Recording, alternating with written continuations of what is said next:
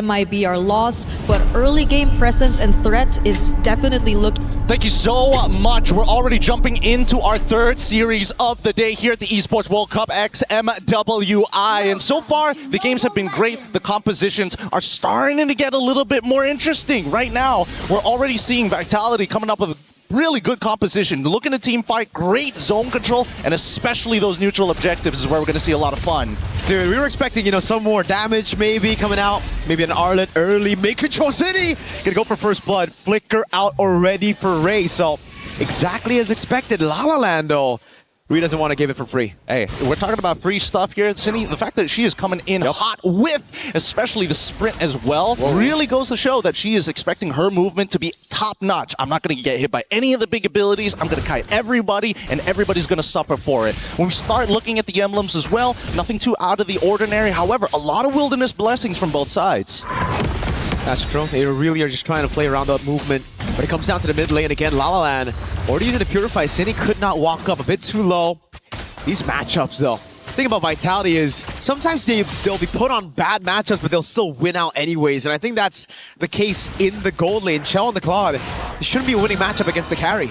I mean, it's doing well. At least now they can play the traditional strong side, weak side, right? We were already talking about the fact that Lapu wasn't going to get much done in the lane itself. Maybe at level 4, that's where they're going to take advantage of it. But they also need Vivian to be level 4 too.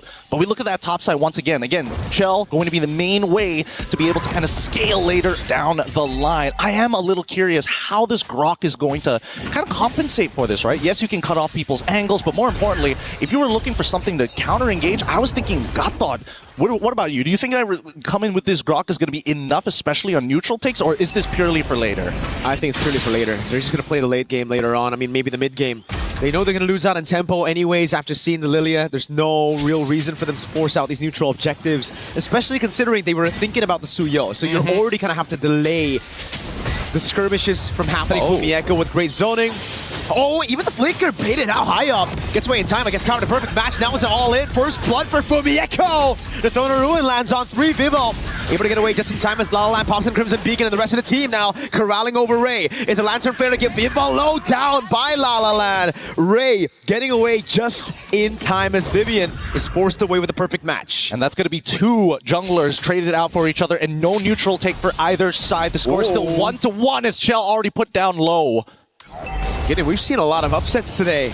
We saw just one earlier, a Titan falling in their opening match against a newer region. Could it be the same here? Vitality, usually with a lead like that in tempo, when they're winning these lanes, when they get to the neutral objective first, it usually an open mid lane. An open mid lane? I don't think we're ever going to get to that. Mid lane's just way too important, especially in the meta now, connecting every single lane into one. All roads lead back into the mid, and so far, based on the jungle pathing that we are seeing, they will end up on the correct sides of the map if they want to contest for this. LOS have the opportunity to maybe, give up this neutral and maybe attack the top side, but it looks like after what happened on the first initiation, they want to get some revenge and get that turtle now.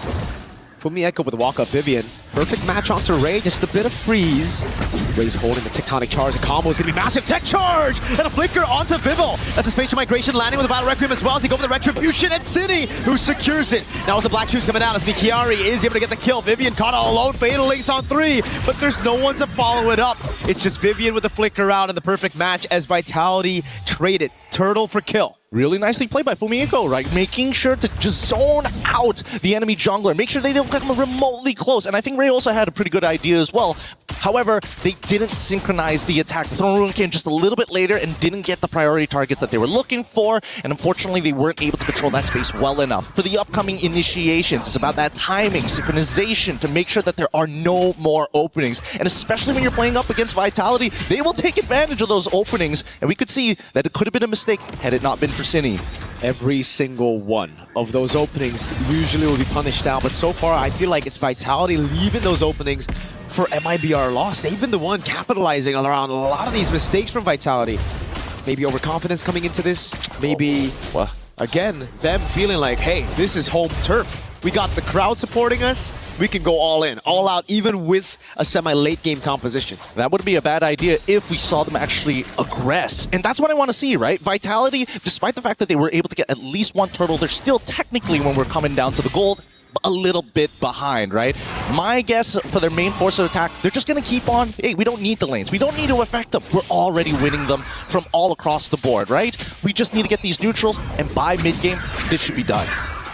You really got to be careful of Mikiari, though. Those Throne of Ruins have been massive, especially with a tech charge. Great steal with the Queller on the XP Crab. Now, we were already talking about this all the way from match number 1 where we saw the Suyo. It ain't that good of a pick against a lot of the magic damage that Vitality has. But so far, a level ahead of Vival, despite not even getting the neutral objective. Probably the best scenario, especially since he's got a pretty good clear in comparison to the Guinevere. But now they are starting to take the space, and I like seeing this because Vitality initiate. Fatal Links, Tectonic Charge. Oh, it's the all-in. Vival picks the kill. Now Cini, no black shoes, able to cut away with a sprint already as they go all in again. Those raging slashes taking Pandinia down. The Blazing Duet onto La La Land under turret. Now that's the Vitality we were expecting as Vivian stays alive with a flicker out of the tier 1 in the mid lane, and Vival will snatch that purple buff away. If I were Leo, I would say that's Grand Theft Purple.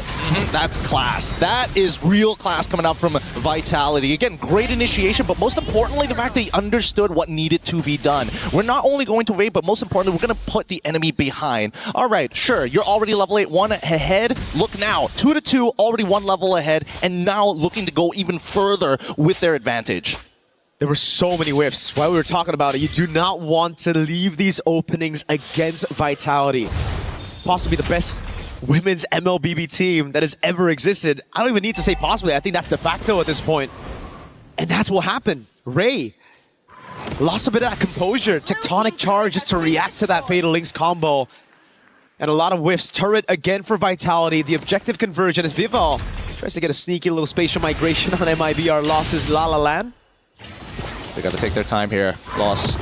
They need to play some really good defense right now because so far Vitality have been the aggressors. LOS should expect Vitality to be making those first moves. My guess now that bot side is already destroyed, you know that they're going to head to that top side. They got to control that tri-brush area, but right now, as you can see, Vitality 1 step ahead. Look at the punish. Facial migration with a foul Requiem Ray. This time, no tech charge. Straight to a kill. Killing spree, Black Shoe City. Gets away in time for Mieko with, flickers in, great read from Pandinia. Raging Slashes now punished down with the Throne of Ruin as he tries to go for the trade, but it's Pandinia with a kill. They got nothing to follow up with at this point, right? I was thinking maybe Vivian was going to come on in with just a fat Fatal Links, but they don't have enough damage just yet. Cini already focusing on that mid lane, and they open it up. A single trade, but still the goal. Wait! So almost a kill, baits out the Purify. And that's all you need. Now they can rotate up top. But even then, we saw, they went in, they whiffed the initiation, it's A-okay, it's instantly, what objectives can I get around the map? For Fumi Echo's death, and Cini spotted it, that vision into the mid, gets to tier 1, goes back up top now, trying to get that tier 1 up top to really just force MIBR to play away from the Lord. I love it. I love it. Not only are they looking to play tall, but they're also to go wide, right? Finding as many openings as possible. And LOS, the defense is good when it's against the tall, but against the wide, they have to be a little bit more aware. Now with Lord already in play, you can see that LOS is going in a sweeping motion from mid to clear up as much area as possible from Vitality as they are trading cooldowns against each other. Vitality first onto the neutral objective. The story of the game so far. 2 turtles. We didn't get to see 3. It was such a delayed turtle 1 that we only get to see 2 turtles this game, and they're blitzing it.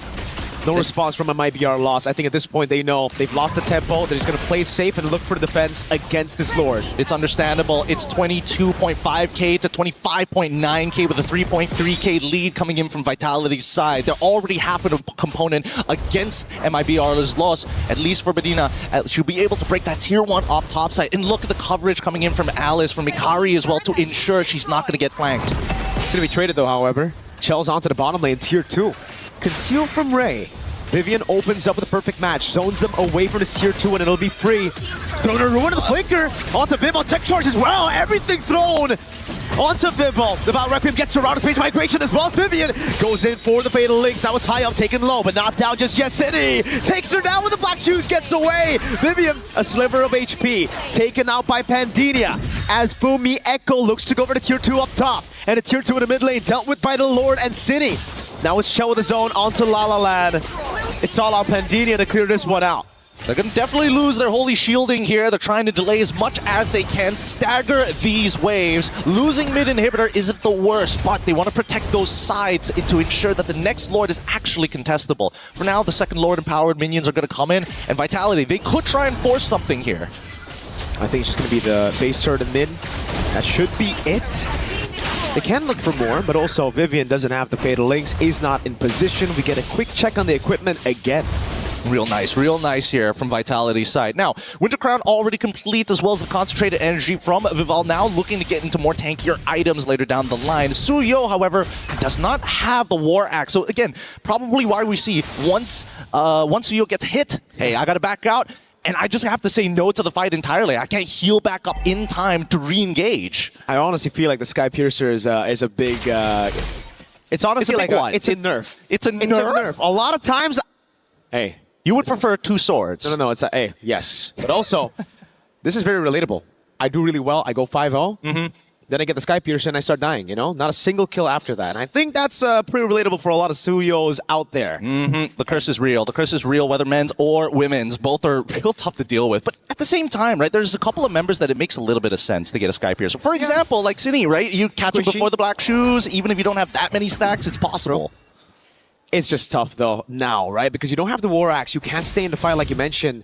And there's just so much going on for Vitality. They can play the long game with the damage coming in from the Lilia and the Claude. And for MIBR.LOS, it really comes down to that cycle of skill. They have consistent damage, but not enough to deal with Vitality's consistent DPS coming at you. And look at the setup. Just crisp clean by Vitality, as we just expected from them. Bottom lane slow push. They don't give MIBR.LOS a chance to deal with it up until the Lord spawns. 10 seconds. They are utilizing Expanding Rivers, taking control of the entire map. Chell, not even willing to give up on those stacks. She wants to keep it at 5 all around, so that she can go for this. That's an all into the back. Vivian walking up as well. Oh, they go for the damage, but Pendina is already down. Now the blazing duet by Chell. Spatial migration combo. City's putting the glooms down. At 12 minutes, you'd usually see Lord 2, but Vitality want to go to game 2 with a lead here. Only a count of minute, and they'll brute force their way into match point. And there you have it. Game 1 already falling into the hands of